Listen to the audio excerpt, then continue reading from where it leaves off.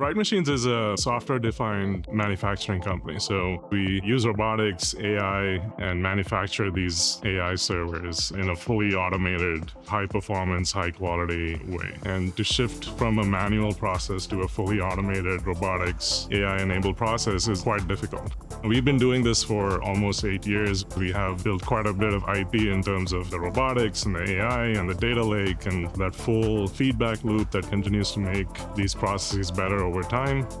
What our customers are doing with these production lines and the servers that we're building, it's essentially accelerating the pace of deployment of AI in all sorts of different industries. What we are able to do is take AI and robotics and have an impact in a space that's very tangible. All kinds of products rely on data centers and rely on each individual server to stay up and running without issue and for a long time. Because we're so precise, repeatable, verifiable, we're just pushing out better product than you would if you were doing this more manually.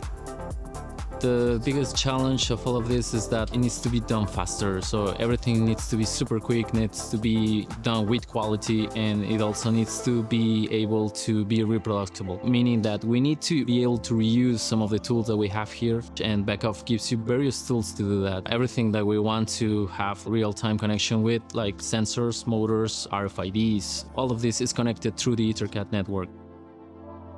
We want to work with partners who make products that are modular, flexible. As we go on this journey, a partnership with Beckhoff is something that's critical to that growth. Bright Machines specifically, when it comes to manufacturing and other solutions in this space, we are really battling trying to include AI and vision solutions in really high precision environments.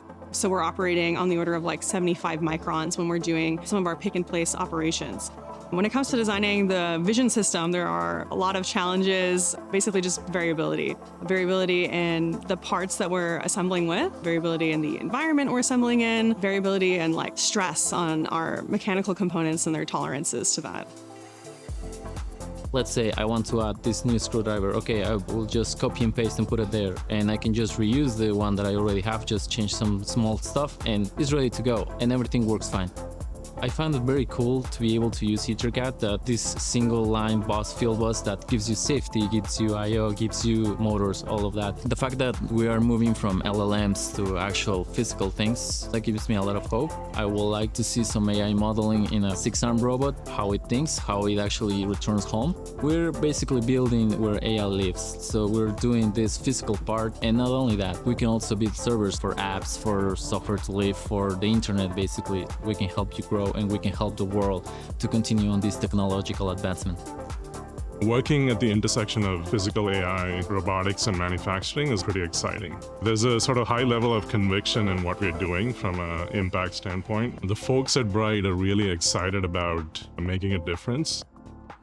We are looking to go beyond manufacturing, do things like testing, visual inspection, post-deployment maintenance. And so there's this whole life cycle and ecosystem and value chain around AI compute that we are just starting to scratch the surface of.